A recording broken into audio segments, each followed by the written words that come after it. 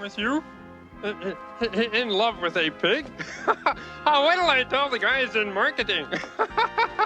Hi, maybe you expect me to go hog wild? Maybe, perhaps you could bring home the bacon, huh? Oh, the sounds of love. Sweet, oink, oink. Cancel the show! The Muppets try to hit it big in the Big Apple, but their dreams of Broadway success don't come easily. This week, we wonder if Miss Piggy is machine washable, why Fozzie Bear doesn't want to snuggle, and the only thing cuter than Rowlf. We also share our thoughts on WandaVision before finding out if the Muppets Take Manhattan stands the test of time.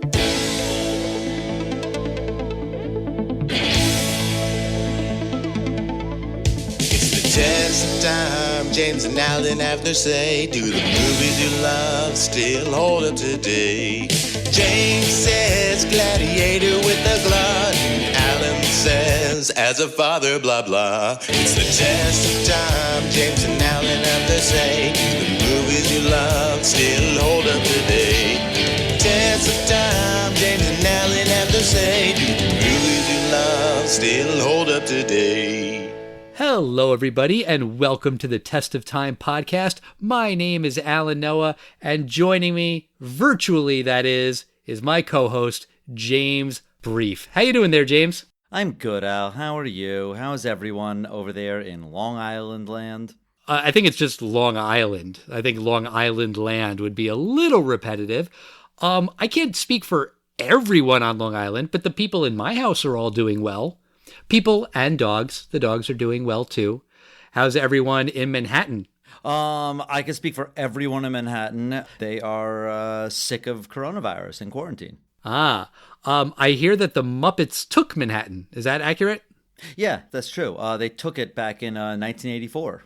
Good for them. Well, we're going to be talking about that movie today as we wrap up our Muppet March Madness trilogy of the original Muppet movies.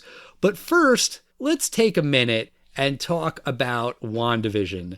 The first Disney Plus Marvel show has wrapped its first, presumably only season. You watched it all. You're all caught up, I assume, right, James? I did, and I want to say first, we're going to talk about it, but there's going to be no spoilers here. We're just going to kind of say some of our impressions. I'll do an impression of Wanda first. Ooh, look at me, I'm Wanda! That was my impression of Wanda. That was a great impression of her. Thank you. The first thing I'll say is I give Marvel a hell of a lot of credit for this because Marvel movies, they have kind of become more of like a formula, especially the origin stories, and they're kind of starting to kind of all blend together. There's an exciting beginning, and then the hero's journey, and then the hero conquers in the end, something that he couldn't conquer earlier in the film. It's not a bad formula, but WandaVision, wow, what a departure. And I just kept thinking, what a wacky pitch. This is really out there, the concept. Yeah, it is. And I was reading an interview today with the showrunner, Jack Schaefer, and she was saying how she sort of knew the kind of overall story that the show was going to take, you know, where it was going to begin and where it was going to end.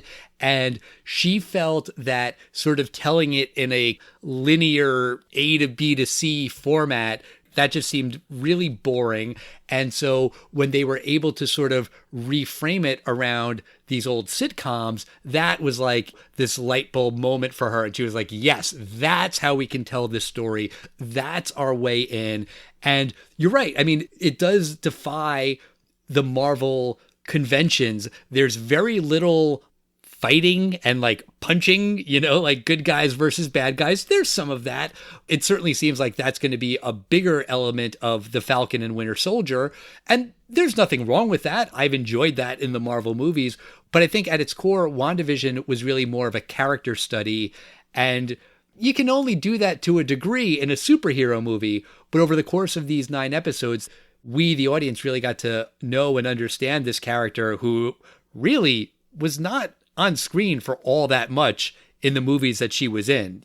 She's an Avenger, and we know Wanda Maximoff, but we don't spend a ton of time with her or Vision, and we really get to know these characters in this show. And I loved every second of it. I actually got a little late into the show. I got into it when the fourth week of the thing came out. And first of all, I love that they released one episode per week. I think that is a great return to form because, we've talked about Cobra Kai and we've talked about a bunch of other things. To be perfectly honest, it kind of blends together when you just kind of binge 4 or 5 episodes at once. And I really love that you have to kind of think about it for a week. And where is this going? And to be honest, there are several episodes in WandaVision where I would have just been like, yeah, I want to watch the next episode right now. And had I been able to watch them, I would have binged them.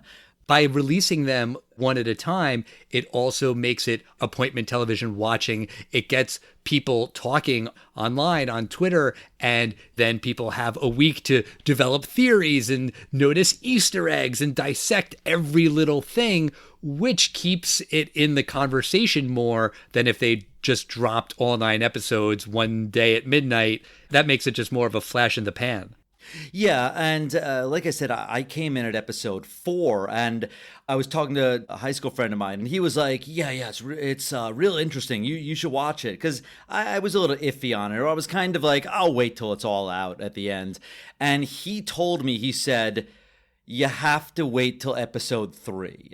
And that's kind of a thing with a lot of television shows now, that you have to kind of push through a few episodes. And I still like the first 2 episodes, but it is really out there. And I know you watched this with your son, and I can't imagine that he loved the first episode. He couldn't have been that excited by it. My son and I watched this show together. We had a routine, we watched it every Friday night, and it was something we looked forward to all week. And he was interested in, the older sitcoms.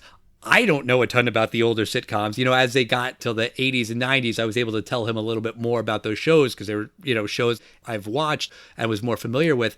But, even in the older sitcoms and the black and white stuff and the shows that he didn't really get those references, I think he was just still so drawn in by it. And we just had fun watching it together and dissecting it and coming up with theories, and then we would both go our separate ways and listen to our own podcasts and read our own theories about it, and then come back together and, well, I read that this was really that, and I read that some people think that this guy is this character, or blah, blah, blah.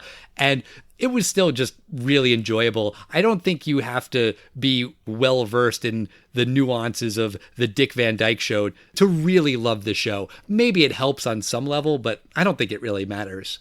Oh, no, I don't mean that you understand the references to them. I just mean that the first episode, it's a 1950s show about bringing the boss to dinner. And, the mom didn't cook dinner and they're trying to quickly put dinner together. I don't know about you, but I just kept thinking about the famous Simpsons episode when Skinner brings Superintendent Chalmers over. It's just a silly little premise of what the hell is this? The boss is coming over for dinner and they don't have dinner ready for him? It's so weird. Then you really start to get into it, and it's a payoff. And without giving anything away, it's a really, really interesting premise. And the episodes are more or less based upon classic sitcoms from the 50s, 60s, 70s, 80s, 90s, 2000s.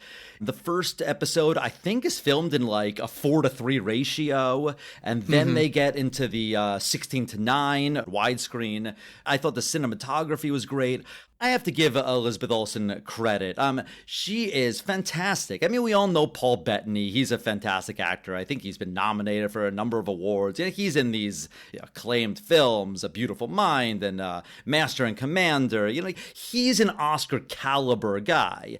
And Elizabeth Olsen, I don't think she was necessarily given that much in the Marvel films. I think she played this role brilliantly because she had to play 5 different versions of Wanda, I would say. She's amazing. Before she was in the MCU, she was more of an indie darling, and she's really incredibly talented. Catherine Hahn, I've been a huge fan of hers, maybe since Step Brothers. She's always amazing. I recently watched Mrs. Fletcher, which she starred in. It's a HBO series, 7 half-hour episodes. If anyone's looking for something to binge, really, really good. She's amazing. Randall Park, who plays Jimmy Woo, Kat Dennings, who plays Darcy Lewis, like everyone in it is just amazing. It is shot very well. One other thing I was going to say when you're talking about the aspect ratio, even when the sitcoms are widescreen, the aspect ratio still changes when they go to like the not sitcom world. I'm trying to say it without spoilers. Like it still has like the little bars on the top and the bottom because it's like a movie. It's shot in the, 2.35 to 1 ratio. I might be getting those numbers wrong, but something like that. It's all just really well done. I sort of have the feeling that by now, everyone who is interested in it has seen it and binged it. But if for whatever reason you haven't, highly, highly recommend. It is definitely worth it to check out. And I highly disagree with you, Al. I think that a lot of people have not seen WandaVision, and not everyone is like you and immediately watches things. So that is why we're not spoiling things. Wait, hold on. I want to clarify my position here.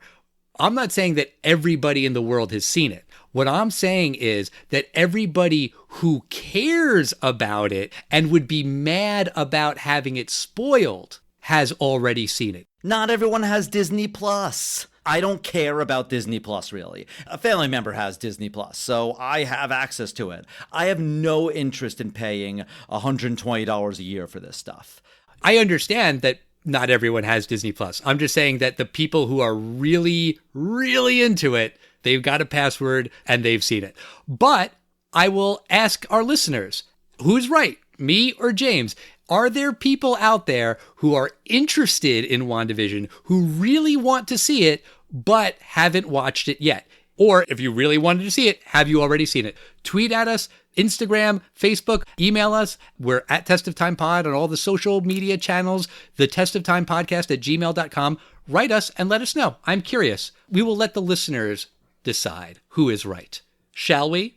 Yeah, I mean, I don't think that a week is long enough to allow spoilers, but I will say that more than 35 years is long enough to spoil the Muppets Take Manhattan, the 1984 film starring, well, you can guess, the Muppets. Right. So let's get into this movie. Kermit the Frog and his fellow Muppets write a hit musical in college, and after they graduate, they decide to take the show to Broadway. However, they find it difficult to get funding, and the group splits up and they take different jobs around the country. Kermit stays behind in New York to get the musical made, and he befriends Jenny, who works at a diner. Just as Kermit finds a producer, he gets hit by a car and suffers amnesia. With no memory of his friends or his musical, it's up to the Muppets to help Kermit and make sure the show goes on as planned. So this movie came out in 1984. Now we're at the age when you and I were 4.5, almost 5 years old. Maybe we saw it in the theater. I don't remember at all. But did a lot of other people see it in the theater? Well, actually, it actually made about the same amount as the previous film, The Great Muppet Caper. It opened on July 13th, 1984, and it opened at number 5 with $4.5 million. Number 1 is the second film we ever reviewed on this podcast. Can you tell what that is? Ghostbusters. That's correct.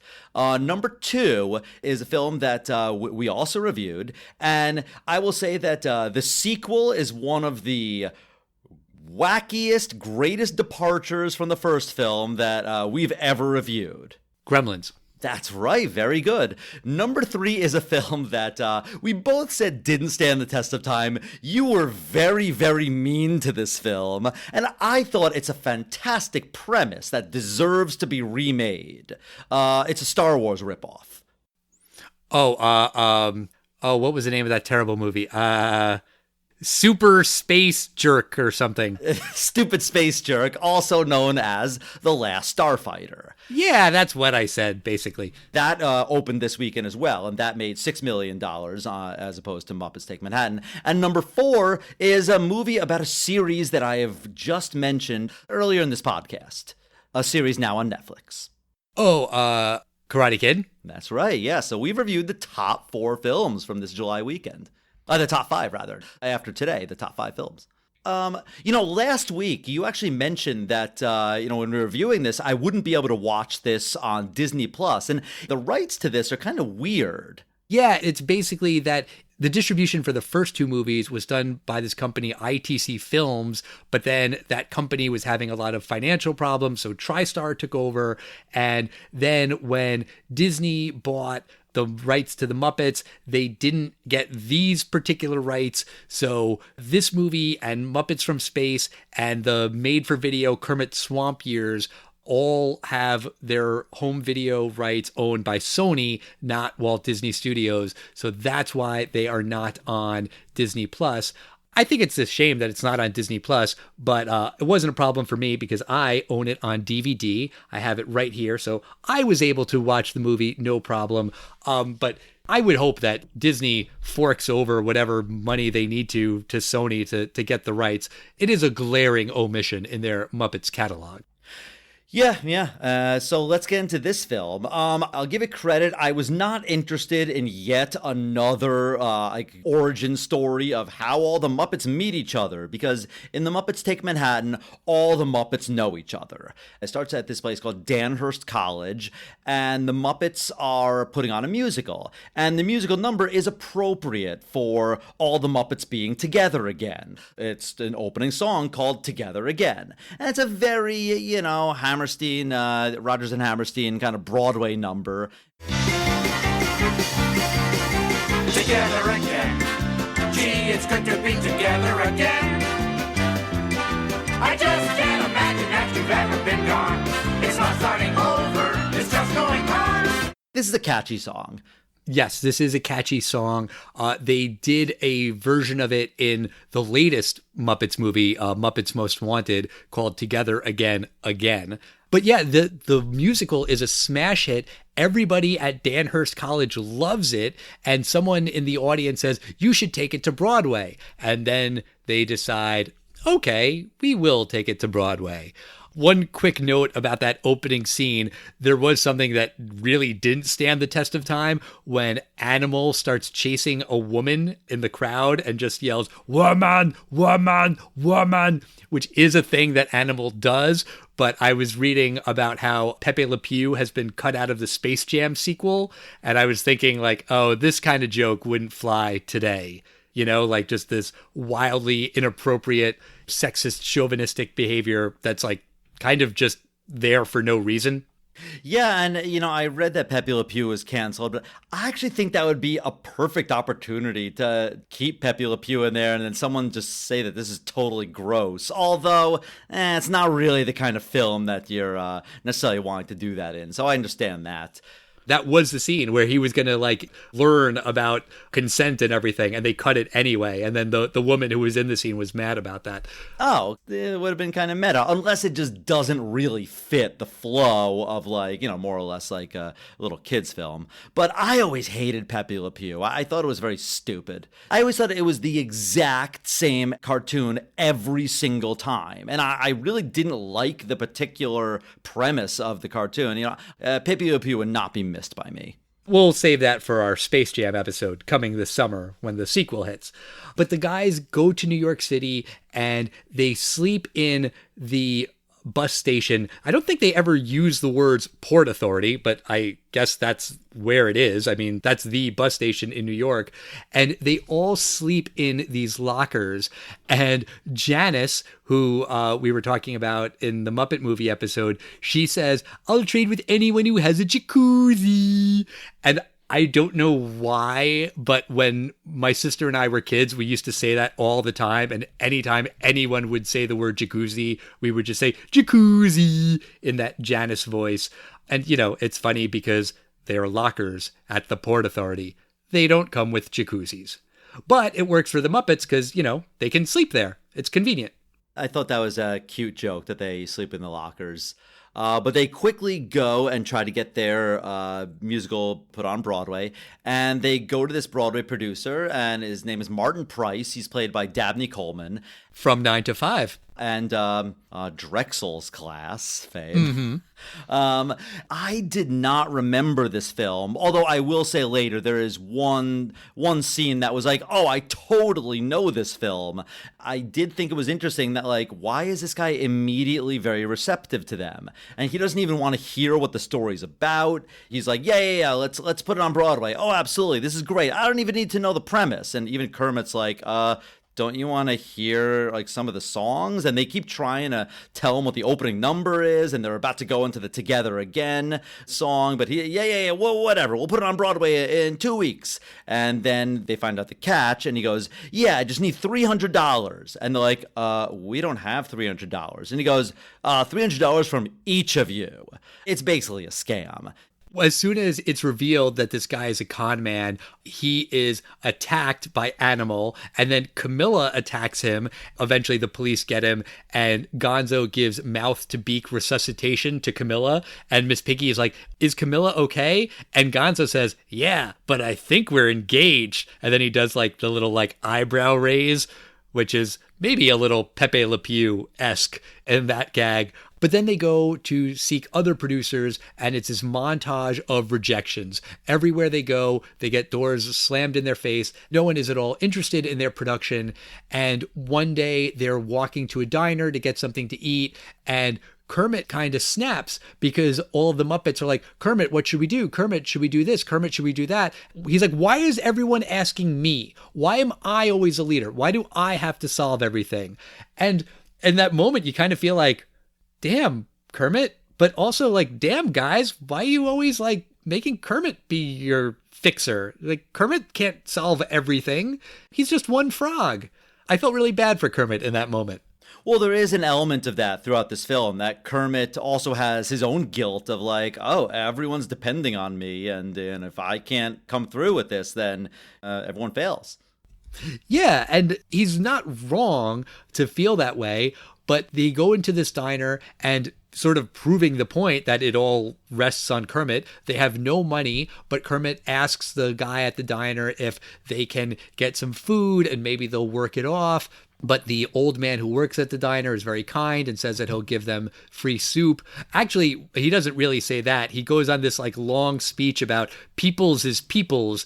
And I'm going to say it's more of a joke about like ethnic characters in movies than any one specific ethnicity. Like, I think it's just more about like the wise old fill in the blank ethnicity in any movie that has these pearls of wisdom. But what this guy is saying is really just nonsense. He's like, peoples is peoples. Peoples is buildings. Peoples is not tomatoes. Peoples is peoples. Get it? And Kermit's like, no. But then he meets this man's daughter, who's a woman named Jenny, and she's like, yeah, don't worry, we'll give you some free soup.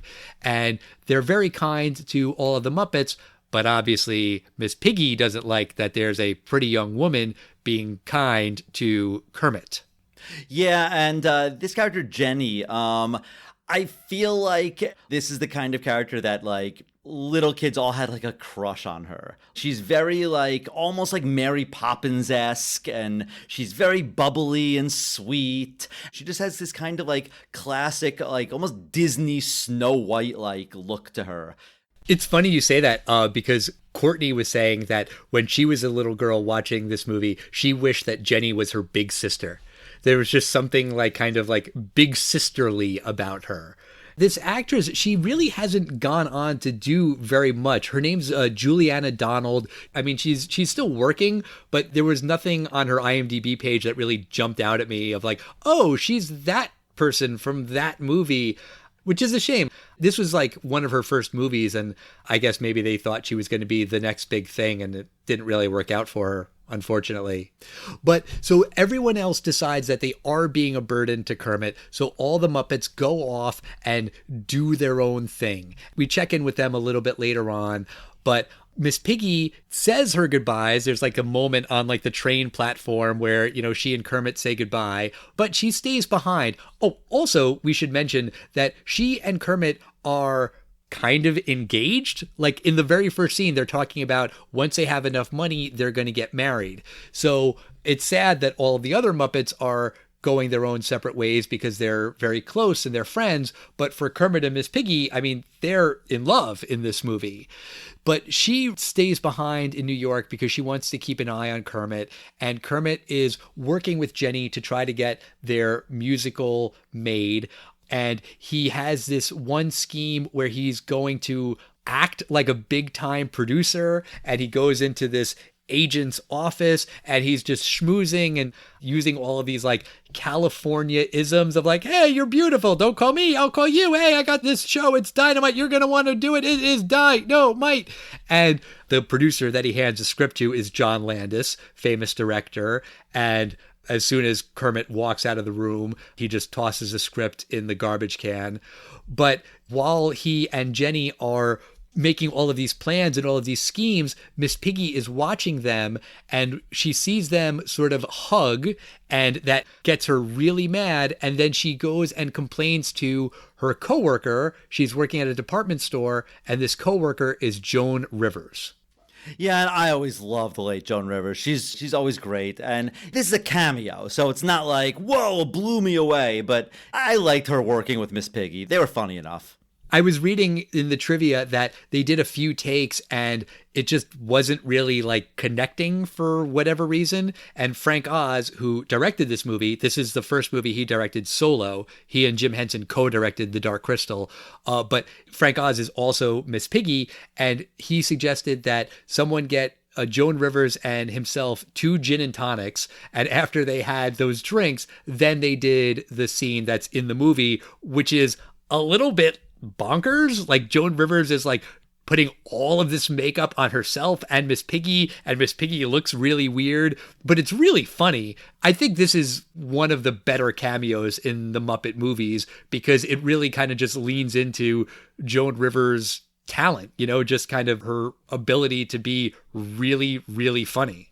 Yeah, I would say this and Steve Martin's cameos are the only cameos where they really do anything with it other than it being like, look, it's Orson Welles. And, you know, I think they do ruin a Miss Piggy puppet in this scene, which I thought was funny because she basically takes a marker and she's like just drawing all over it. Now that you tell me that she was drunk in this scene, I wonder if that was improv or not. Maybe. I don't know that the Miss Piggy was ruined. I mean, it could have been washable. Are Miss Piggy's machine washable?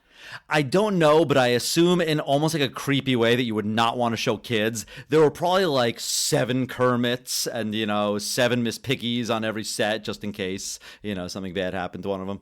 Yeah, probably. But the next scheme that Kermit and Jenny concoct is that they're going to do a whisper campaign. And so they sneak into Sardi's, which is a famous restaurant that is still there in New York City in the theater district. And one of their things that they're known for is their caricatures on the wall. And so Kermit sneaks in with Rizzo the Rat and a bunch of the other rats, and they replace the caricature of Liza Minnelli with this caricature of Kermit.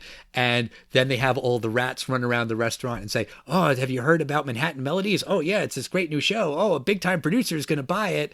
And the plan seems to be working until, one, Liza Minnelli comes in and gets mad that her caricature has been taken down, and 2, the rats are seen by the customers, and then everyone freaks out because there are rats in the restaurant. I totally coincidentally just happened to watch Conan Goes to Sylvia's, which is a famous soul food restaurant in Harlem. I don't know if you've ever seen that Conan on location, but it has a great reference to Liza Minnelli pictures on the wall, just totally randomly. And, you know, Liza Minnelli, I don't know her from anything except that she's always, like, made references to. I don't really know anything that she's done, but I just love, like, always seeing her in things. She was in Arthur, I think, right?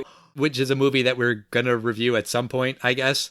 And I know that she's Judy Garland's daughter. That's all I know. But I feel like this is such a generational thing because I'm pretty sure she's legitimately famous for, like, really, like, famous things. Probably in the 70s and stuff. Maybe.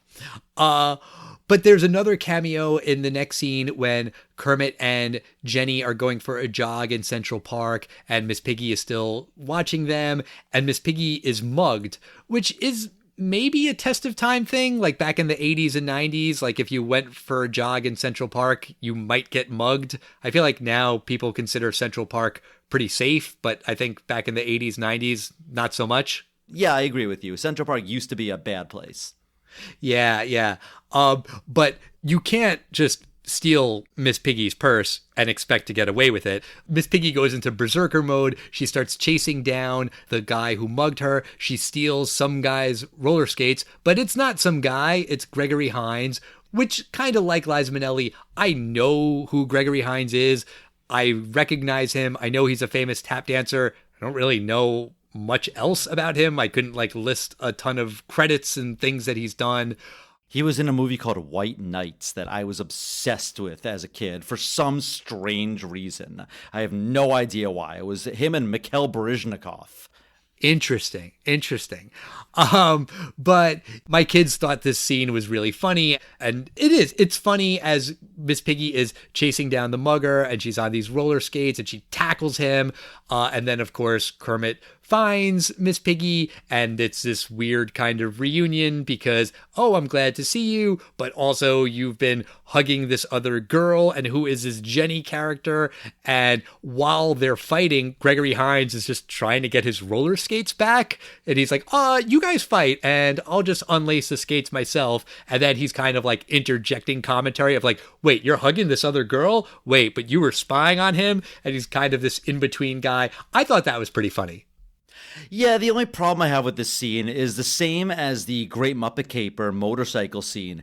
It was obvious that this was not a Muppet roller skating. It was obvious that it was not a Muppet, and I thought it was a little bit lame. You know, they did such good puppetry in the Muppet movie and also the Great Muppet Caper. I thought this would have been a good scene to do. Oh, wow, roller skating, and I thought it was kind of lame. The actual effect of her roller skating. I mean, you're right. It's a person in a Miss Piggy suit, but I don't know. I think it looks fine. Most of the shots are close-ups of her face, and it's got the angry eyes face, and I don't know. I just think it's funny. I demand Muppet purity. Okay. I don't know how you can get that demand satisfied, but I look forward to hearing updates. Yeah. Now, I had mentioned that I did not remember this film at all. However, this next scene, sparked something in my head because Kermit and Miss Piggy, as you said, they kind of make up, and Miss Piggy winds up having this fantasy sequence of, essentially, it's the Muppet Babies. This was released in July, and that fall, the Muppet Babies cartoon was released, and this song, I'm Gonna Always Love You, jogged a memory in my mind where they sing Mama, Dada, Boo Boo, Chihuahua. Mama, Dada, Boo Boo, Chihuahua. Mama, Dada, Boo Boo, Chihuahua. Like I said a couple episodes ago in the Muppet movie, when we were watching this movie, Courtney and I sang every word to this song. This is just one of those songs that we've got memorized. I mean, I'm going to play a clip from my favorite part. Well, I'm gonna be a singer, whoa, whoa, whoa, and I'm gonna learn to fly a plane. I'll be a doctor with diseases, I'll help you with your sneezes, and practice neurosurgery on your brain. I just think that is so cute. Be a doctor of diseases and help you with your sneezes. And then she's going to practice neurosurgery on your brain? I mean, come on. Also, when we were talking about the Muppet movie, both you and I said how much we loved Rowlf and how cute Rowlf is because he's a dog and he's got those big floppy ears. What's the only thing cuter than Rowlf the Muppet? A baby Rowlf. And maybe just make it a little bit cuter by having a baby Rowlf dancing around and banging on a toy piano. Oh my God, that's the cutest thing in the whole wide world. I love this song. I love this scene. Everything about it is just perfect. Yeah, and all the other Muppets had left Manhattan.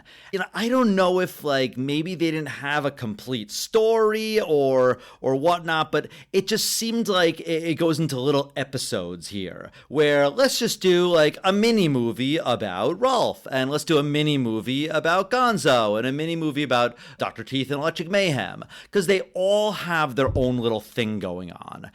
First we see Gonzo. He's playing a daredevil, an evil Knievel kind of guy. And Scooter, he gets a job in Cleveland. I do like how they wind up all over the country in random places. He's in Cleveland as the manager of a movie theater. Right. And the Swedish chef is there making the popcorn, or the popcorn, as he would say. And Fozzie Bear is with some other bears who are hibernating in Maine. He gets a little freaked out when he notices that one of the other bears is a girl. And he's like, oh, I didn't know this cave was co-ed. And she's like, oh, I can't sleep either. You want to snuggle? His eyes get wide and he's like, Kermit. Which I was like, why doesn't he want to snuggle? I mean, it's not like he's a kid. He's a college graduate by this point. Exactly. And Dr. Teeth and the Electric Mayhem are at some Oktoberfest thing in Pittsburgh. By the way, it's weird that I haven't mentioned this until now in our Muppet trilogy. I met Dr. Teeth and Floyd Pepper, who's the bass player. When I was working at Fuse, they came in for an interview, and it was awesome, and I was so excited, and I wrote a bunch of questions for it, and the woman who was in charge was like, no one's getting any pictures with the Muppets. No one. Not you, not me, not anybody. There will be no pictures with the Muppets. And guess what happened? She took a picture with the Muppets, just her and the two Muppets, and then she let everybody, all of the crew and all these people who are hanging out outside, get one giant group photo with the Muppets. I'll post it to our Instagram. It's pathetic how you can barely see a little bit of my head behind 15 other people, but I am technically in the shot. I was mad. I wanted to get a good picture with Dr. Teeth, and I only got a crappy one. Well, that sucks. I didn't really love any of these vignettes. I kind of, like I was hinting at before, I kind of just thought they were just kind of thinking of things for the other Muppets to do. But the one vignette that I thought was fantastic was Rowlf. He winds up working the desk at a kennel. There's this one guy that comes in, and he's bringing his Fifi dog Snookums. He's kind of being an angry customer. But the part that was funny is that Rowlf is a dog, and of course he kind of knows what a dog would want. The guy is like, you gotta take all this down. He's like, Rowlf's like, I got it in my head, it's all in the head. He's like, no, take it down, stay, sit. And Rowlf, instinctively, how he's a dog, he basically listens to all these commands. And combined with the fact that Rowlf is so adorable, I just you couldn't help but smile at this scene. I agree with you. This scene made me smile now.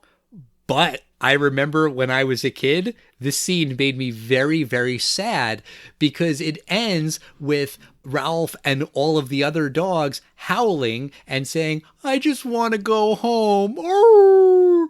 And for little kid Alan, that just broke my heart. It just made me sad. And it is kind of sad. All of the Muppets are still apart. Kermit isn't getting the musical sold, but then one day he gets a letter from this producer who is interested.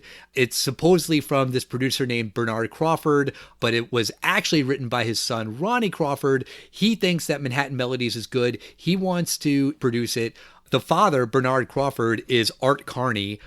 Again, a name I know, famous actor. Could I tell you a million things about Art Carney? Not really. Wait, you can't name one thing that Art Carney was in? Yes, he was on The Honeymooners. He was Ed Norton. Right. That's the only thing I know him from.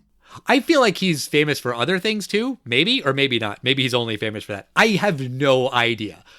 Art Carney was in a film that we reviewed. Probably the only Arnold Schwarzenegger film that we both thought did not stand the test of time. Oh, Last Action Hero? Yeah, he's the old man. He's Frank in that film. I believe this might have been his last role. Oh, okay. But this is it. They've got the funding. Manhattan Melodies is going to Broadway, and Kermit's so excited he calls Jenny and Miss Piggy at the diner, and then he walks into traffic and is hit by a cab, and he gets amnesia. And I remember as a kid being like kind of confused by the whole amnesia thing. James, as a doctor, how common is it for someone, I guess specifically a frog, to get hit by a car and then lose their memory? Oh, it happens to frogs all the time when they get hit by a car. I mean, you learn this in the very beginning of med school, and it's slightly more important than the mitochondria being the powerhouse of the cell. Those are the two things that you really need to know before you graduate medical school. Interesting. So now all of the Muppets are back in town and they're ready to do this musical. It's opening in 2 weeks for whatever reason. It's on this accelerated timeline. But Kermit has no memory. He's not wearing any clothes because he's Kermit the Frog. And he's basically just released from the hospital. The doctor's like, well, we don't know who you are, but we're just going to say goodbye and good luck, which is like horrifically cruel, although maybe that does stand the test of time. I mean, healthcare in America, you know what I mean? I don't know. I don't think the guy had insurance. You're out of here. I did like the doctor's exam though, like doing the reflexes and like she knocks on the knee and it like takes like 5 seconds to kick and delayed reflexes. I guess if he did have brain damage with amnesia, that could be possible. But I also liked when she just like looked in his mouth and obviously you just see this felt tongue. I did think the physical exam was pretty funny. Yes, it was. And then he is looking for some employment agency, but he stumbles into this Madison Avenue advertising firm and he meets these 3 other frogs, Bill, Gil, and Jill, and they ask him what his name is, and he looks at an ad for a gas station. The ad says, fill her up. So he's like, fill up, you call me Phil. And they ask him for his opinion on a tagline for Ocean Breeze soap. And his revolutionary idea is Ocean Breeze soap will get you clean. And they love it. And he becomes this successful ad exec.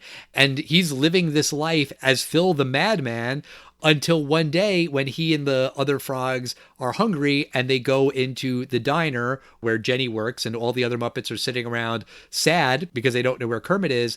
And he starts banging the glasses of water with a spoon, and it's the notes of Together Again. And the other Muppets are like, hey, Kermit, it's you. He still doesn't remember. So they basically kidnap him and bring him to the Broadway studio, hoping that they can jog his memory. Yeah, and even though they bring him there and he's seeing all these people, he's like, I'm sorry, I don't recognize any of you. You know, and he apologizes to Miss Piggy, like, because Miss Piggy's like, you don't even remember moi? He's like, no, and she gets really mad at him, and she Miss Piggy's him. She punches him and kicks him across the room, and he smashes his head. The second head trauma, that restores his memory. The first one erased it. The second one, restarted it. Right. This all seems completely medically sound. But throughout the movie, Kermit has been saying that the show isn't ready. It needs something. The script needs something else. And everyone's saying, no, it's perfect. But he's convinced that it needs one more thing. And while he's walking to the stage, they see all of these other characters, the other frogs from the advertising agency and the other bears that were hibernating and everyone else that all of the Muppets have seen on their separate journeys. And they say, hey, can we watch the show from backstage? And Kermit says, no, you're not going to watch the show. You're in the show. That's what it's been missing. And we're starting the show right now, which seems a little weird that, none of these people have rehearsed, but whatever. The show begins, and the premise of the show that we've been told, we didn't really see in that opening scene, is that it's about these 2 characters who are in love and get married. And the Broadway show starts with Kermit and Miss Piggy who are about to get married. There's a song, Somebody's Getting Married, and it's very catchy. Somebody's getting married. And not surprisingly, the people who are getting married are Kermit and Miss Piggy. They go into this church, and now we get a lot of not human cameos, but Muppet cameos, specifically the Sesame Street characters. They're all there. I think only Bert and Ernie and Cookie Monster have lines, but the whole Sesame Street crew is there. All of the Muppets, all of the other characters from this movie, they're all in there to watch Kermit and Miss Piggy get married. And there is one more love song that is played in the scene. It's called He'll Make Me Happy. And it's really sweet. I think it's a very cute, beautiful love song, even though it's about a Muppet, frog, and pig.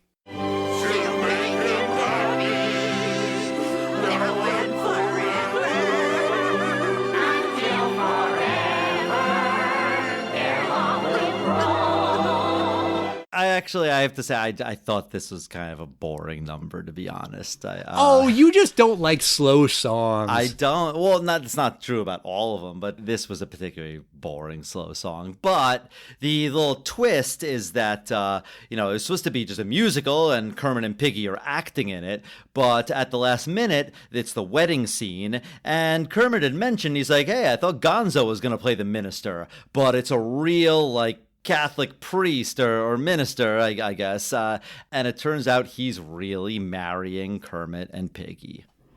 So here's my question about this. Is this still the musical? And here's why I ask. Because when they're doing the Somebody's Getting Married number, you can see how it's staged as a Broadway show. You can see how they are doing this in front of an audience. But once they go into the chapel, you see all four walls of the chapel. Where is the audience? The audience isn't able to see what's happening in this chapel at all. I noticed the exact same thing. I think they're still supposed to be in front of an audience here. When this scene came on the other day when I was watching it, I was like, this bothered me a lot as a kid. Why did it bother little 6-7-year-old Alan? I don't know, but it did. And the movie ends with them getting married, and then they're in the crescent moon, and then it just says the end. It doesn't really give you any closure in terms of, is the musical a hit? Are they big Broadway stars? What really happens if they got married in real life? It just felt like an abrupt ending to me. I mean, I will say it seems obvious the musical is a big hit because the parts of the audience that we can see, they are absolutely loving it. Okay, fair enough. Maybe not Cats big, but big hit. I mean, if Broadway went crazy for Cats, they should go crazy for Muppets because there's, a dog and a pig and a frog and a bear and all kinds of things. But so now we have come to the end of the Muppets Take Manhattan. And James, I am very curious to know if you think this movie stands the test of time. Things I liked about this film. I liked two of the songs. Together Again, the opening number, I think is a genuinely good song. I can't tell whether the Mama Dada Boo Boo Chihuahua is good because the Muppet Babies are adorable or because it jogged a memory in my mind.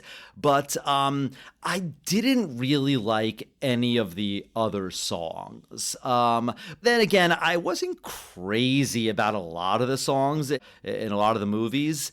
I thought the Rowlf scene was really funny. Surprisingly, I thought the advertising scenes were cute. I like these other frogs, Bill, Gil, Jill, along with Phil. But something that really struck me was that this is the third film, and all the other films, they have songs in them, so it's kind of a formula by now. But I don't really think they had a great story here, and I just kind of thought they're like, well, we're going to make Muppets and songs again. Maybe they wrote a couple of the songs, and they're like, I don't know, why don't we just make them make a musical? Which in and of itself is not a bad premise, but I would say more than half the film is not about them making a musical. They have nothing really for most of the Muppets to do, and they kind of just send them off, I don't know, let's just have a random scene of Gonzo as an Evel Knievel, and a random yet adorable scene of Rowlf in a dog kennel. And, we've mentioned the others. They're all random, have nothing to do with the movie, and other than Rowlf's scene, I didn't find any of them that funny. Something the other two films, and to remind our listeners, I did say they both stood the test of time, but I also think that they were clever films. These were films, I'd say, on par with some of the better Pixar films, and even the first two Shrek films, the kind of thing where kids can like them, but adults can like them as well. That there's some intellectual stuff in there. I think that the Muppets Take Manhattan is purely a kid's film. Things like Muppet Babies and a lot of these scenes. And I found it to be kind of boring, to be honest. The master puppetry that we were seeing, much more so in the Muppet movie, less so in the Great Muppet Caper, but there were still some great scenes. I wasn't impressed by any of the puppetry in this film. And, they're doing musical numbers. I thought this is going to be a great area to do it. Honestly, I thought that Kermit and Fozzie singing in a saloon in the first film was much more impressive than anything I saw on Broadway here. I mean, it's not a bad film, but this is purely a kid's film. I wouldn't say that the other films are for adults to watch together, but I did think that I was pleasantly surprised with the others. For me, The Muppets Take Manhattan does not stand the test of time. What do you think, Al? You, like me, have really liked the first two films. How does this film compare to the first two, and does this film stand the test of time? I have to say I am shocked that you said no to The Muppets Take Manhattan and said yes to The Great Muppet Caper. I find that just really, really shocking because I feel like this movie is much better than The Great Muppet Caper. It's more character driven in a weird way. Like, I think this is a movie that really kind of delves into Kermit and Miss Piggy's relationship. And I'm laughing as I'm saying that because they're puppets, but it's true. You get to sort of see them as a couple and they're torn apart, and you see the relationships between Kermit and the other Muppets. Whereas in the first two movies, the relationships between the Muppets is they're friends, they have interplay with each other, and they joke around with each other. But in this movie, we see Kermit is the leader, and he doesn't love that stress, and it really takes its toll on him, and it drives his friends away. But then once they're gone, he misses them, and all of his friends miss him, and they all need to work together to make this dream come true. It's not something that Kermit can do on his own. Yeah, they're puppets, and yes, it's a kid's movie, but I think that's interesting, and I think it's cool that they kind of layer in some like actual character stuff in here and don't just make silly jokes. One thing that you said last week was that you really liked all of the meta jokes in The Great Muppet Caper. This is the first movie where there are zero fourth wall breaks.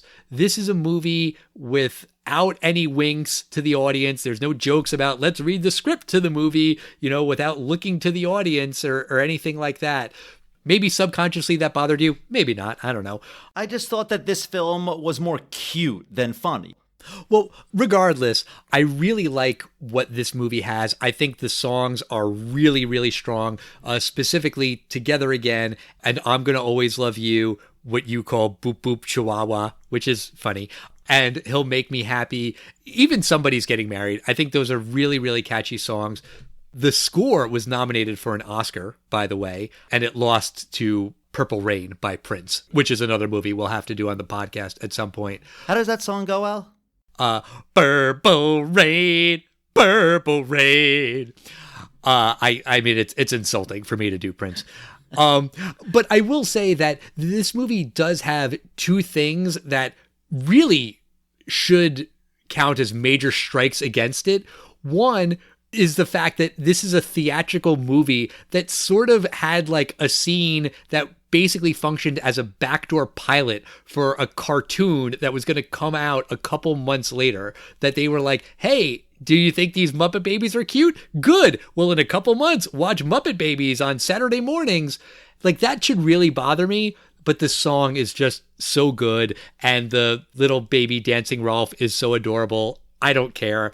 The whole amnesia thing, that always annoys the crap out of me as a trope, usually when it's done in a TV show when they're just putting it in there to like pad out time. I don't know if you remember Terry Bauer, Jack Bauer's wife, got amnesia on the first season of 24. It happened on Angel with Cordelia, although now in light of Charisma Carpenter's allegations against Joss Whedon, now you sort of think that there's some more sinister stuff going on behind the scenes with that. But when it happens in a TV show, it really, really bothers me. It doesn't really bother me in this movie because, like you said, the other frogs, Gil, Jill, and Bill, they're all really funny. And like the way that they all talk of like, yes, let's go to the diner. Okay. It works. So these things don't really bother me.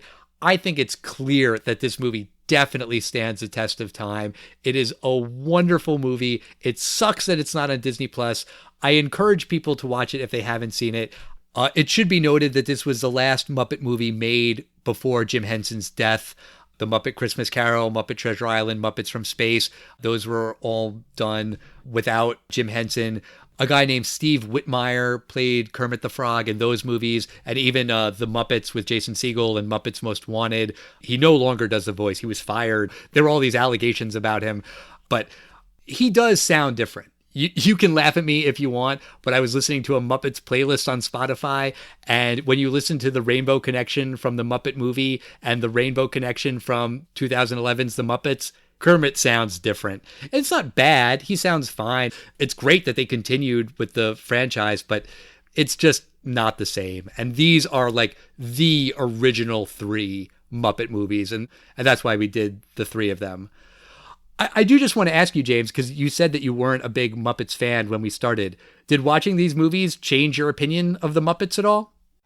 No. I always liked the Muppets ride at Disney World. I did enjoy the Jason Segel film, The Muppets. For some reason, I mean, even though we were only like 8 or 9 years old, I thought Muppet Babies, I kind of thought, well, this is a baby show. Even this, the Mama, Dad, the Boo Boo Chihuahua, me and my sister, Joanna, the friend of the show, we used to sing that phrase. I have some memory of the two of us singing that. I don't remember any of the other lyrics in the song.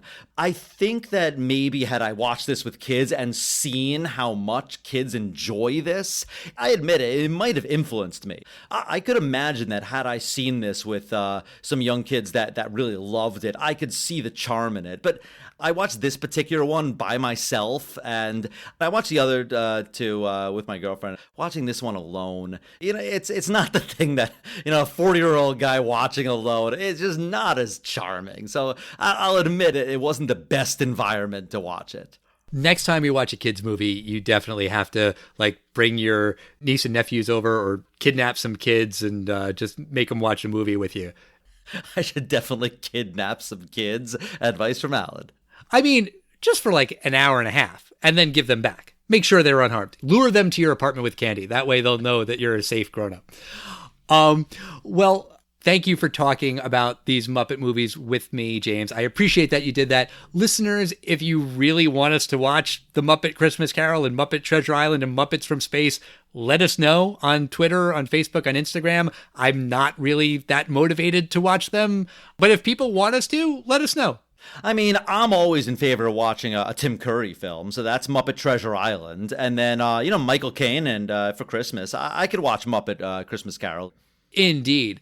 But that's going to do it for us this week. That's going to do it for our March Muppet Madness. Next week, we're going to be talking about a movie that I have been thinking about for this podcast for a really long time. I saw that it was the anniversary, and I immediately jumped on it. It's a movie called Defending Your Life. Have you ever seen that, James? No, I've never seen it. I won't say anything about it. You should go in cold. All I'll say is one of the stars is one of the most talented and beloved actors of our time. And it's crazy that we've never done a movie with her. I'm not going to oversell it because I haven't seen it in a really long time, and I'm very curious to see how it aged. But I'm really excited to talk about Defending Your Life next week with you. In the meantime, as always, talk to us. We are on social media at Test of Time Pod on Facebook, Twitter, and Instagram. What's your all-time favorite Muppet movie? Let us know. We want to hear from you. Email us at thetestoftimepodcast@gmail.com. Find all of our old back episodes at testoftimepod.com. And we'll see you next time, everybody. Goodbye. Bye-bye. Well, it should be sadder because it's the end of the Muppet March Madness. Bye-bye. That's better. I like it.